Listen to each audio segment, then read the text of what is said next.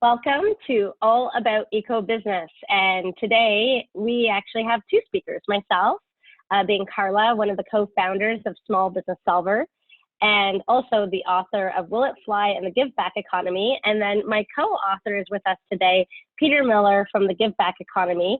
So when we're talking about eco business, we're able to bring in our book, The Give Back Economy, as well as all the various social enterprises and eco businesses that both Peter and I have worked with directly.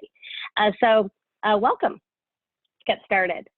So all about eco business, what are we going to talk about today? We are going to talk about all about what it is, why it is, what's happening in the world, and how the world is changing because of this.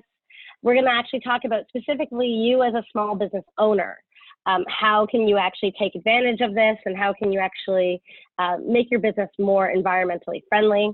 And then what are the opportunities? I mean, we have say at the very beginning that eco business is changing the way that business works and the world works. So that means for you as an entrepreneur, there's lots of opportunities. So we're really going to dig into some umbrella opportunities and some themes, and then go into specific examples for each of them, so you can see how that might be a future opportunity for yourself. So that's what we're talking about today. So eco business, we'll start with this. What is it and what isn't it? I always find sometimes the best definitions is when we say what it is not as well. Peter, I think you probably have a good definition of what an eco business is, and what's the most important part of that. You want to jump in there? Sure. Eco business to me is a business that takes into account all the environmental issues that can be taken advantage of and are also good for the environment. Right. So it's any social or any environmental impact that's going to happen. Exactly. And so you kind of alluded to it because you said this really thing of taking advantage to it. So an eco business is something that is making environmental difference in the world. And yet what isn't it is it's not, oh, we keep moving around, Peter. What it isn't is greenwashing. Because taking advantage, that word is, well, yes, we can always do better with our business and we can make more of an environmental difference. And yet if we're not doing it authentically, that's actually not an eco business. So there has been lots of times where people said, oh, I'm doing this and I'm doing that, and of course I'm eco-friendly or environmentally friendly. And then you find out that that's only the consumer-facing message that they're doing, and they're not actually being genuine throughout their supply chain. So that's not just their business.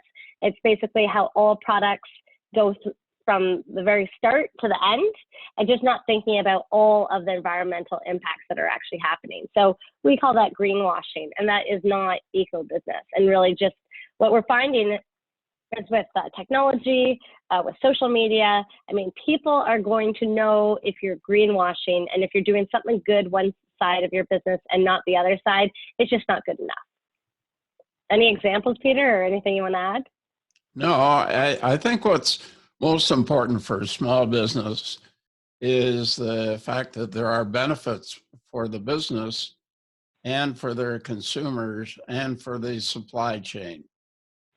So it's all about Right. benefits. And that's, to me, what makes people who employ strategies to use eco as part of what they're doing beneficial to the community and to the country. Yeah, it's a great point, is that as soon as you have the word eco, you're way outside of your business. It's not just about your business. It's not just about the bottom line. You start thinking about a lot more stakeholders. Great point. So that really leads into how is business changing? And so how is this changing business out there? Well, yeah, if you're not eco-friendly, and if you're actually making a negative impact through your business each and every day, well, your brand image is going to suffer, your customer relationships are going to suffer, and we've seen time and time again that sales suffer.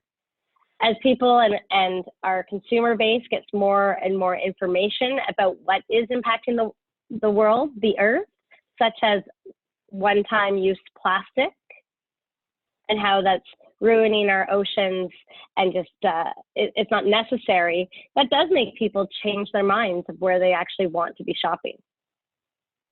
I think it's also a situation where many companies are applying corporate social responsibility in the eco area. And this makes a huge difference in terms of what millennials think in terms of as an employer and from a customer point of view. Does this company believe in eco-friendly products and incorporate it within their overall strategy of what they're doing? Yeah, so that's being authentic again. So how is it changing again for business? Well, it's that whole stakeholder effect that you were talking about. So it's not just what the bottom line is. People are now doing total calculations of what the real costs are. So typically in our own businesses, we're going to say, okay, so here is our revenue line, here are our expenses. We worry about our cost of goods sold in there, and we finally calculate our own profit from all of that. Well, the challenge is that stakeholders are going to start actually adding in more costs. I changed that. That's not the problem. That's a good thing. And so they're realizing that it's not just the costs that people are putting on to their income statements. There's actually a lot of other costs that are impacting other stakeholders that haven't been taken advantage of or haven't been taken account of. And so this picture that you're seeing for us is basically mining. And so, yes, I mean, they have their own costs. They identify what those are. They're very hard costs, but you're not looking at the fact that this land is not going to be usable in our lifetime, if ever, because of everything that's been taken from it. So the other way that it's changing, and we're starting to see, is now the carbon tax. And so because we're understanding the full impact, we're actually starting to see that governments are ensuring that companies are paying this additional cost so that it is going to the income statement and being taken account for, which it hasn't been in the past. So that entire holistic view is really the eco business, as per Peter's definition at the beginning. So we're moving into the next part. Now that you kind of understand what eco business is and what it isn't, it's not greenwashing, we now have to really understand, what does this mean for small business? So are you making impact? Well, we're definitely making impact. We all do. And is it good or is it bad? So just knowing that, like just saying, well, I don't know if I'm doing an impact. Well, trust me, everyone is doing impact. You just have to figure out if it's good or bad. So we're going to start with the bad. It's always good to do the bad ones first. And this is when we're looking at what impact are you making. This is when we as businesses are just being very, very reactive. And so if we're trying to implement eco-friendliness into our business, the very, very basics that we can possibly do is going to be following the regulations. So this is going to be the rules, and this is going to be now the carbon tax that's coming out. This is going to be the fact that you actually have to have LED lights, and you won't be able to buy the old light bulbs anymore. Like, things are changing, and that's becoming a regulation. And so that's the very, very lowest bar that's out there. Peter. Yeah, but regulations should be a secondary opportunity. To me, it's the company wants to do it because it's good for them and it's good for their customers and it's good for the community. Regulations, absolutely right. If we put too many regulations, then companies don't even look at them, or they disregard them, or they don't think anybody's going to enforce them. So the will has to be there within management. So yeah, as you say, this is a very, very low bar. And what you normally see before regulation does actually happen is that most small business owners, most owners are already achieving it, because it's just very much the basic of what should be done. And as Peter identified, we should be aspirational on this.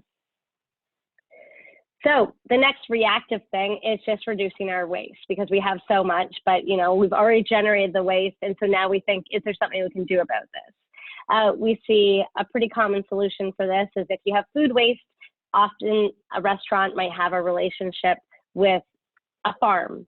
And so maybe the pigs are eating this, or some other animal, or some other way that food is being used as fertilizer or compost. And so it's more reactive because it's already been created. Starting to be a little bit more proactive is starting to use lean management and starting to look at your supply chain of reducing the waste before it even happens. So even if we think about organizations that are doing different types of packaging or different, like even IKEA, the fact that they try and make sure that all their boxes fit perfectly together so they don't actually have to ship even more, or making sure that they're not actually using more packaging than they need to be using, or what's their industrial design to make sure that none of that's happening. So that starts to become more of a proactive way of reducing waste. But this is the very first thing that starts moving from the regulations. Any examples, Peter? Well, one of the interesting ones is people buy pizza and they get pizza in a square box, but those pizzas are round. So there's a heck of a lot of waste in the packaging of those pizza boxes. Right, we learned that as toddlers, right, with the little shapes that go in. Like, we should have figured that out a lot earlier. Wasn't there another example of using rubber tires? How rubber tires could make a big difference if you recycle them and use them in a different way, could make a huge difference. Right, so reducing the waste is number one. Another reactive way, because we've already created the carbon, is then to offset the carbon. So once we've already done it, what this means is that a business can actually purchase green energy or ensure that they're actually paying for something that's offsetting the carbon that they've actually created themselves. So in Canada, this is something called Bullfrog Power, allows you to actually purchase the carbon offset for the carbon that you've actually created within your own business. And they'll say, based on the size of your business or your organization, how much it would be per month to continue to offset the carbon that you're creating within your office space or whatever your operations are. So now we move from reactive to something a little bit more proactive, and you can see I get a little bit happier from that. So we start going from making sure that we're not causing harm, or like causing harm and then trying to mitigate it. And this is actually going the other way and trying to create some good. And so, Peter, you did talk about CSR before, corporate social responsibility, and cause marketing starts to go on the other side of starting to make a positive impact. And this is the marketing communications of actually, well, actually, Peter, I'm going to let you talk because you love corporate social responsibility. I think it's one of your favorite things. Well, I think one of the best examples is a little company called Walmart. And Walmart has a department of 9 people. And they're looking at all kinds of eco-friendly opportunities within Walmart and their buildings. And that Department of Corporate Social Responsibility does huge things to make a difference. Now that's a very large company, but it also happens in small companies. It doesn't have to be just large ones. Yeah, we see it time and time again. And especially when it's smaller companies, it's really wonderful because they often do it locally, which even makes a more environmental impact often. Another proactive way is social procurement. So this is really considering when you're buying office supplies, when you're buying any sort of inputs, raw materials to whatever you're using in your business, any purchasing decision, you need to be thinking about whether or not you purchase from the right person. And so there's a lot of 100-mile restaurants where they actually will say, I am only buying from farmers or any producers that are with 100 miles of us. And so, yes, for restaurants, that seems, oh, they're doing great, and then they're actually reducing their carbon footprint because there's not as much transportation on that, and they're supporting local, and that's wonderful. And yet, any purchase that we do can actually make an impact in this way. Even a lot of times, just having that relationship with another small business owner or bartering with them or having that relationship with them, I mean, it's just ensuring that some of that money is staying locally. Any other examples, Peter? Yeah, that also applies to a term that we use in the Community Innovation Hub called agrihood. And that's where people actually produce produce within their own little community. and then any surplus goes out to the rest of the community. And that can be done in a cause way or just giving back to the community. Great. And then, of course, buying from social enterprises as well. So if they're creating an impact and you're buying from them, that just has that ripple effect of even more impact. Another proactive thing is reverse logistics. So what this means is we've always worried about the supply chain that moves forward. So we worry about from like the raw materials to production to then getting to the customer. But what about the returns? So if you think about supply chain when it comes to the beer store or liquor store and they have the deposits on all the bottles, well, they've actually designed their business to have a reverse logistics. So when something's returned or something comes back, how does it turn into something new? And so in your own business, we've actually seen businesses actually pop up revolving around reverse logistics, like scrap metal and people like that, or even taking in old electronics and then reusing, taking some of the best raw materials out of that can then be used somewhere else. Or even let's say something gets returned because it's not very good. Well, how do you actually, could you actually fix it and put it into a secondary market?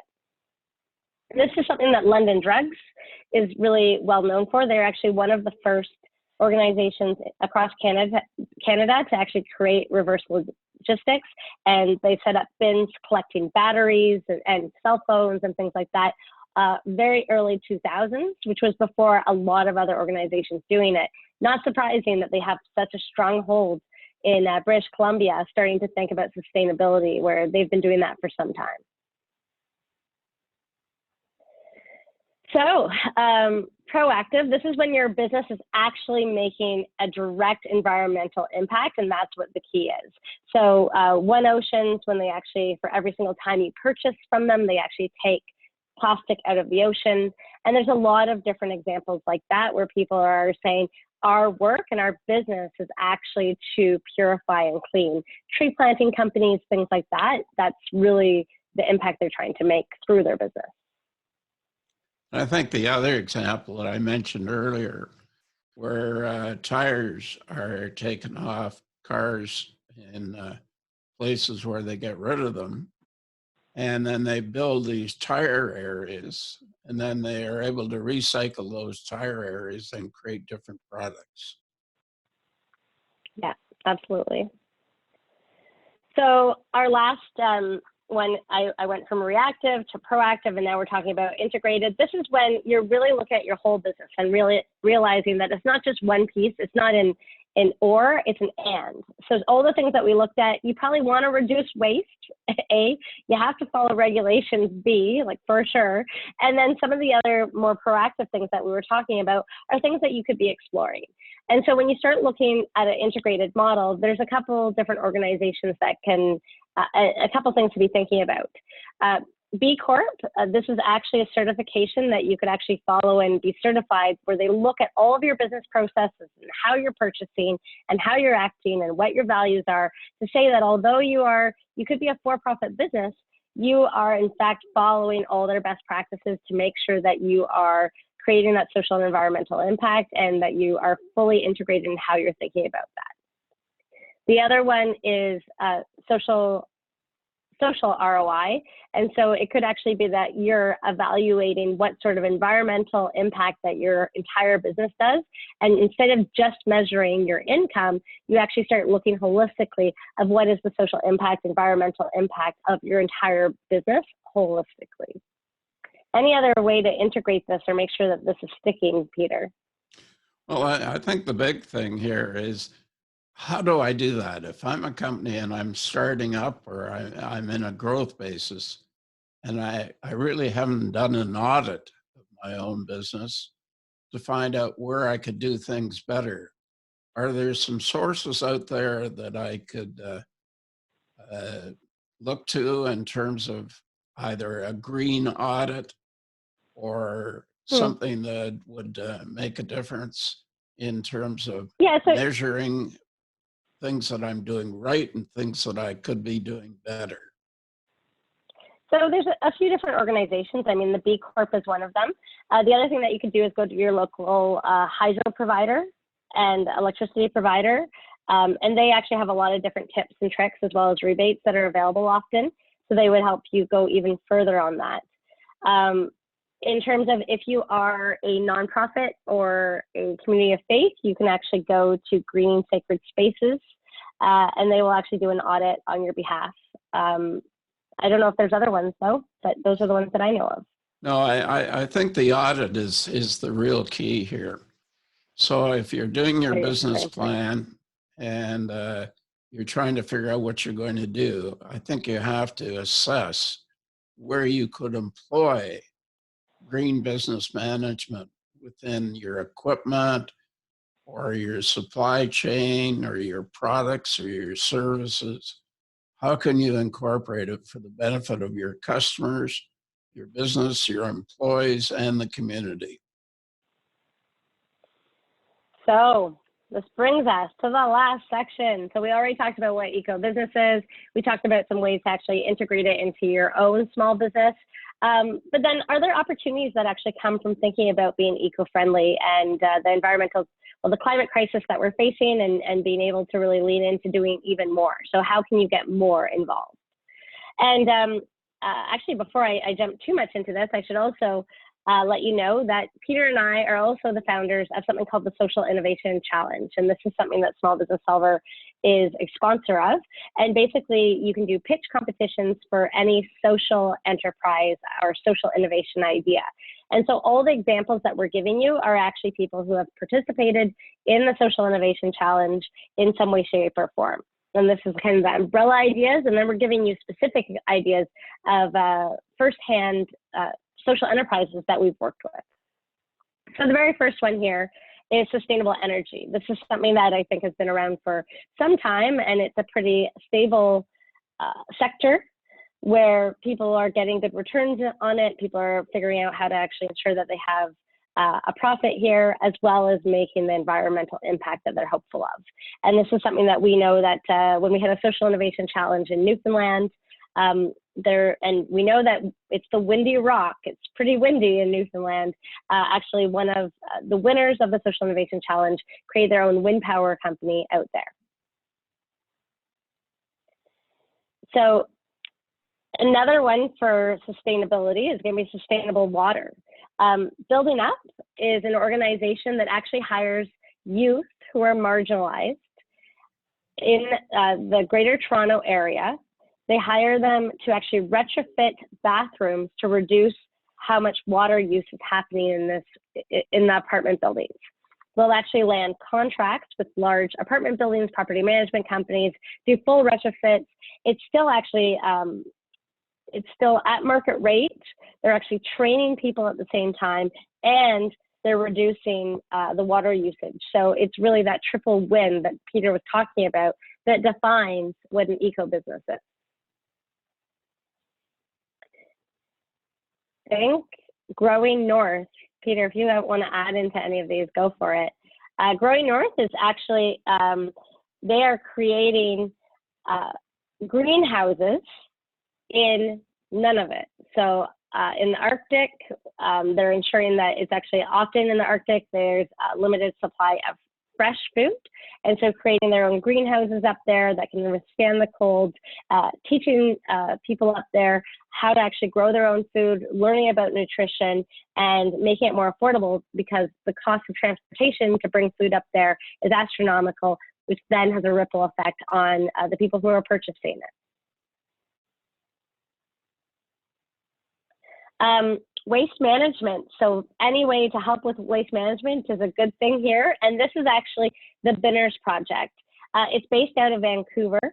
It actually employs homeless individuals, people who are extremely marginalized, who often are not showing up regularly to work. They're landing contracts for events and actually cleaning up after them, as well as having a system to collect all these cans and these bottles in order to get deposits on that. They often have large contracts with the municipalities in that area and corporations that are running larger events. So the Binners Project, what's really neat about it is these individuals can graduate to management. And I know that some of them are actually becoming salespeople within the entire Binners Project area. So This one's all the way in British Columbia. So waste management being the umbrella, but a specific way of that happening. Transform waste. So if it's not just the waste management that you're picking up, is there a way to transform waste? Genesis is actually one of our winners in Toronto a couple of years ago. A young woman who actually created a way to take food waste from restaurants and actually change it into energy.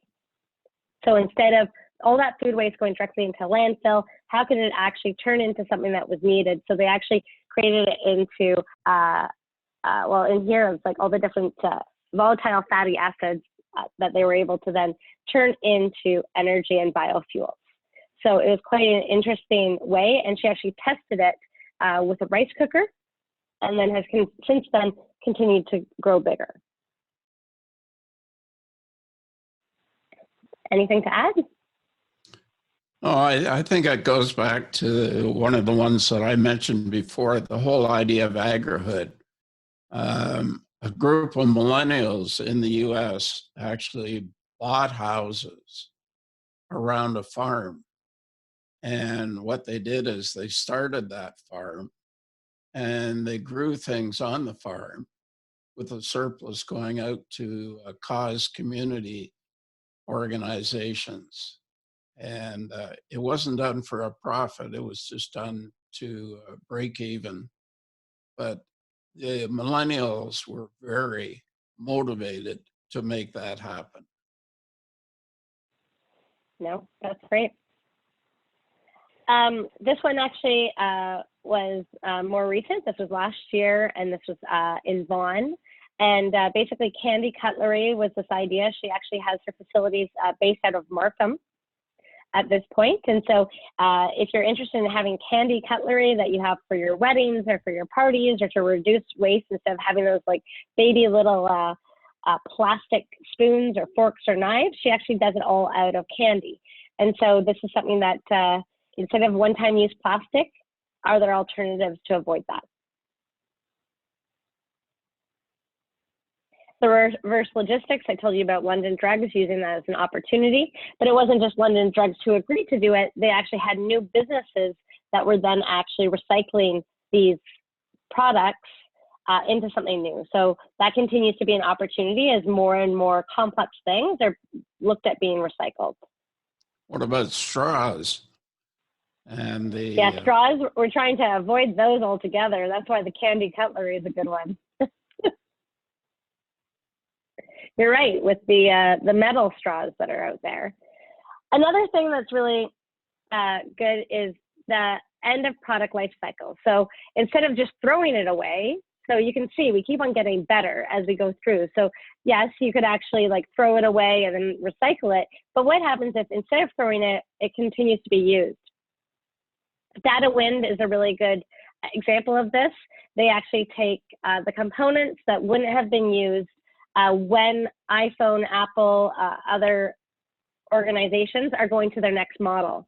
Data Wind will take their old components, turn it into a lower quality, so it'll be like the existing quality technology, and then they will distribute that actively into more developing countries.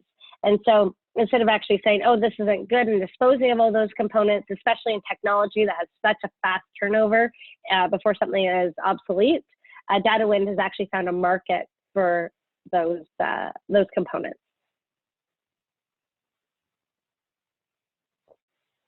And extend the life. So instead of actually when the life cycle of the product is one thing, but could actually some of the products continue to be used in a new way. So Repair Cafe is this idea that has really launched internationally of people can actually just show up and other people show up with tools or sewing machines or whatever it is, and they help extend the life of whatever everyone has. I know that people will fix bikes or really anything that you show up with, and then people are really willing to ensure that the life continues of whatever that loved item is. The other organization being Textbooks for Change.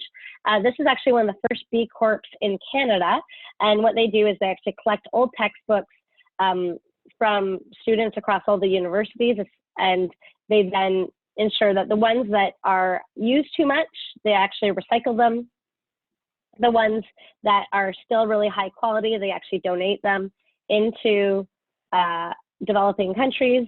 And then they have the ones who are really the top. They actually resell those ones at a reduced price for students, but then that actually, the combination, they're able to ensure that very little goes to the landfill, and in all case, they're generating money and generating as much good as they possibly can.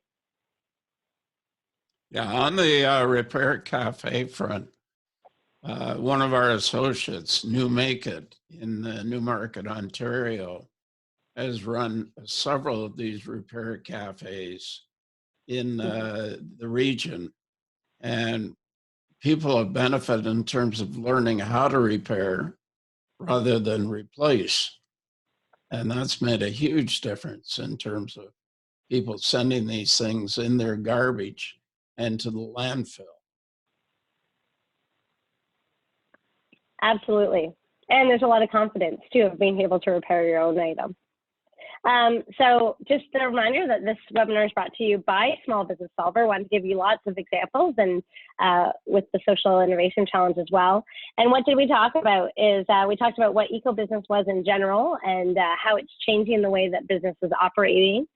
We wanted to go into, for your small business, proactive, reactive, and integrated ways that you could actually take some of these practices, and then some possible opportunities that you could be looking for, and showcasing a lot of the social enterprises that we have been engaged with in some way, shape, or form. But I wanted to thank you for joining us. And this is Carla and Peter, and this is all about eco-business. Any last words, Peter, that you want to do a shout out for? Yeah, I'm just going back to something I said earlier, that there are significant benefits for all involved in these products and services. And the benefits are for the employees, for the customers, for the business itself, for the community. And it really can make a difference by being a green business.